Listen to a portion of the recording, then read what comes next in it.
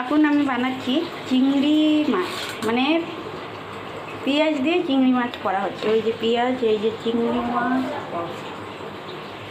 আর এখানে তেলটা গরম হয়ে গেছে। আমি চিংড়ি মাছগুলো দিয়ে হালকা করে ফ্রাই করে তারপরে পেঁয়াজ দিয়ে, ওগুলোকে দিয়ে পেঁয়াজ, হলুদ, নুন, জিরে বাটা, আদা বাটা এগুলো দিয়ে আপনাকে দেখাচ্ছি। আমি একটু করে নিই, তারপরে আপনাকে আমি সমস্ত ভিডিও দেখে দিচ্ছি।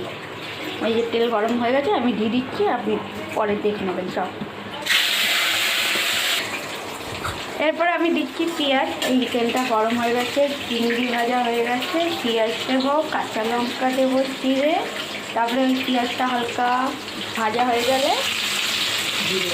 জিরে বাটা, আদা বাটা দিয়ে তারপরে নাড়িয়ে চাড়িয়ে হলুদ, নুন এরকম দিতে হয়, স্বাদ অনুসার অতটা দিয়ে দেন নামিয়ে দিয়ে আমি আপনাকে দেখাচ্ছি।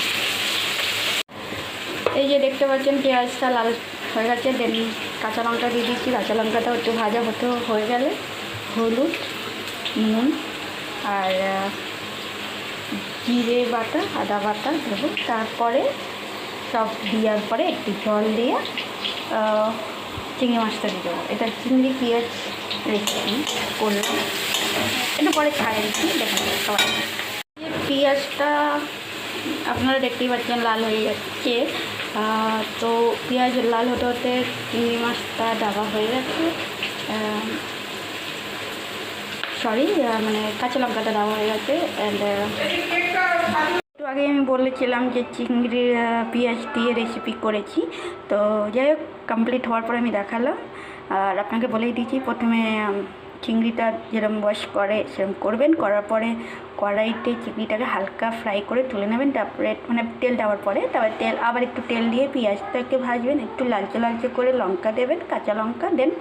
কাঁচা লঙ্কা দেওয়ার পরে একটু কাঁচা লঙ্কাটা ভাজা হয়ে গেলে, পেঁয়াজ ভাজা হয়ে গেলে, তখন আপনি হলুদ, জিরে গুঁড়ো, আদা বাটা, একটু লাল লঙ্কা লালচে করার জন্যে, নুন হলুদ যেরকম দিতে হয় আন্দাজ মতন দিয়ে দেবেন। তারপরে দেওয়ার পরে সব কিছু একটু মশলা ভাজা গেলে জল যখন কষানো হয়ে যাওয়ার পরে জলটা যখন হালকা ফুটবে তখন আপনাকে চিংড়িটা দিয়ে দিতে হবে। বেশি জল দেবেন না, তো চিংড়ি একদম মানে জল বেশি দিলে এটা ঝোল হয়ে যাবে। তা ঝোলটা বেশি আমরা চাইব না করতে, তাই এতটাই।